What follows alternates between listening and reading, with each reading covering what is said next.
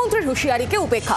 বর্ধমানে বেলাগাম পুকুর ভরাট, দলের একাংশকে নিশানা বর্ধমানের পুর প্রধানের। 21শে জুলাইয়ের প্রস্তুতি সভায় বর্ধমান পুরসভার চেয়ারম্যান পরেশচন্দ্র সরকারের মন্তব্য অনেকে হয়তো ধরে নিয়েছেন নেতা হয়ে গিয়েছেন, বেআইনি নির্মাণ ও পুকুর ভরাটের অনুমতি দেওয়ার অধিকারী হয়ে গিয়েছেন। অন্তত 2026 পর্যন্ত লাগাম দিন, নির্বাচন পর্যন্ত উপকারী কর্ম থেকে বিরত থাকুন। বর্ধমানের পুর প্রধানের মন্তব্যের পরই বিতর্ক শুরু হয়েছে, আর এরপরই আসরে নেমেছে বিজেপি। পুকুর ভরাট সহ বেআইনি নির্মাণ হচ্ছে এটা প্রমাণিত। 26-এর ভোট পর্যন্ত বন্ধ রাখতে বলছে, তার মানে ভোটের পর সবই আইনি হয়ে যাবে, কটাক্ষ বর্ধমানের বিজেপি নেতৃত্বের। বিস্তারিত জানবো এই নিয়ে টেলিফোন লাইনে রয়েছেন প্রতিনিধি অরূপ। অরূপ, যে বিষয়টি জানতে চাইবো, এবং প্রকাশ্যে এরকম মন্তব্য করতে শোনা গিয়েছে আর এদিকে কটাক্ষও আসছে, কি জানা যাচ্ছে? দেখো, বর্ধমান পৌরসভার চেয়ারম্যান পরেশচন্দ্র সরকার এর আগেও অনেকবার অনেক বিতর্কিত মন্তব্য করেছেন। সেটা দলের যারা স্থানীয় নেতৃত্ব তাদের বিরুদ্ধে বলেছেন, কখনো কখনো বিধায়কের বিরুদ্ধেও বলেছেন। কিন্তু বিষয় হলো যে বর্ধমান পৌরসভা বাম আমলের পর থেকে তৃণমূল কংগ্রেসের হাতে আসার পর থেকে বারবার যে অভিযোগ উঠছে যে বেআইনি পুকুর ভরাট এবং অবৈধ নির্মাণ, গোটা শহর জুড়ে যেমন পুকুর ভরাটের অভিযোগ উঠেছে, তেমনি যে ফ্ল্যাট হচ্ছে বিভিন্ন জায়গায় সেইটারও সেগুলো নির্মাণ নিয়ে বিভিন্ন প্রশ্নচিহ্নের মুখে পড়েছে প্রশাসন।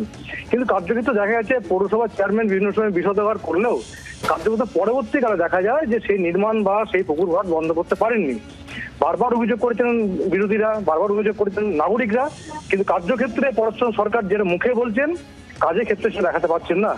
গতকালও তিনি 21শে জুলাইয়ের যে প্রস্তুতি সভা সেখানে তিনি বিষোদাগার করেন যে নেতারা পুকুর ভরাট করছেন। সবচেয়ে গুরুত্বপূর্ণ বিষয় হলো যে মাত্র 6 মাস আগে বর্ধমান পৌরসভার 10 নম্বর ওয়ার্ড আনন্দপল্লী, যেখানে পরেশ সরকার নিজের বাড়ি, নিজের ওয়ার্ড, সেই ওয়ার্ডে প্রায় 300 বিঘা জমি একটা জলাভূমি আছে, সেটা সরকারি জলাভূমি, তার নাম হচ্ছে শশাঙ্কুর বিল। সেই বিল ভরাট করে ফ্ল্যাট তৈরি হচ্ছিল। সেই নিয়ে স্থানীয় নাগরিকরা আন্দোলন করেন এবং সেখানে দেখা যায় যে পরেশ সরকারের ভূমিকা কিন্তু খুব বেশি সক্রিয় নয়, যদিও সেটা বন্ধ হয়ে যায় সংবাদ মাধ্যমে খবর হওয়ার পরে। কারণ প্রশ্ন উঠছে যে এই যে অভিযোগ, যে তিনি যে অভিযোগটা করছেন, এই অভিযোগ তার বিরুদ্ধে উঠেছে এবং বর্ধমান দক্ষিণের বিধায়ক খোকন দাস, তার 23 এবং 24 নম্বর যে ওয়ার্ড, সেই ওয়ার্ডেও বারবার নাগরিক অভিযোগ করেছেন যে সেখানে খোকন দাসের অঙ্গনে পুকুর ভরাট হচ্ছে। অর্থাৎ বর্ধমান পৌরসভা এলাকায় বারবার পুকুর ভরাটের অভিযোগ উঠেছে এবং অনেকগুলি পুকুর ইতিমধ্যে ভরাট হয়ে গেছে। স্থানীয় নাগরিকরা, বিরোধীরা সেই অভিযোগ বারবার করেছেন। এবং এখন প্রশ্ন হলো পরেশচন্দ্র সরকার বলেছেন 26-এ বিধানসভা নির্বাচন পর্যন্ত পুকুর ভরাট বন্ধ রাখতে। ধন্যবাদ অরূপ, আমাদের সঙ্গে ছিলেন প্রতিনিধি অরূপ লাহা।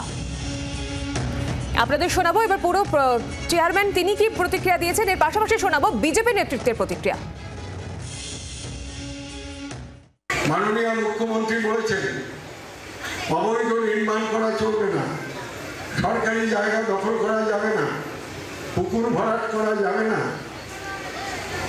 সমাজে যারা এগুলোতে মদত করেন, যারা এগুলো করে থাকেন, তারা নেতা হন আর কর্মী হন, আমি বলি একটু লাগাম দিন, একটু লাগাম দিন আগামী ভোট পর্যন্ত, 26 পর্যন্ত। তৃণমূল কংগ্রেস মানেই রাহাজানি, তৃণমূল কংগ্রেস মানেই দুর্নীতি। বর্ধমান পৌরসভার পৌরপতি পরেশচন্দ্র সরকারের কথাতে আজকে আবারও সুস্পষ্ট হয়ে গেল আগামী দিনে 2026-এর বিধানসভা নির্বাচনকে কেন্দ্র করে তৃণমূল সরকারের তৃণমূল নেতা মন্ত্রীরা শুধুমাত্র সাধু সাজার চেষ্টা করছে, সাধারণ মানুষকে বোকা বানাবার চেষ্টা করছে।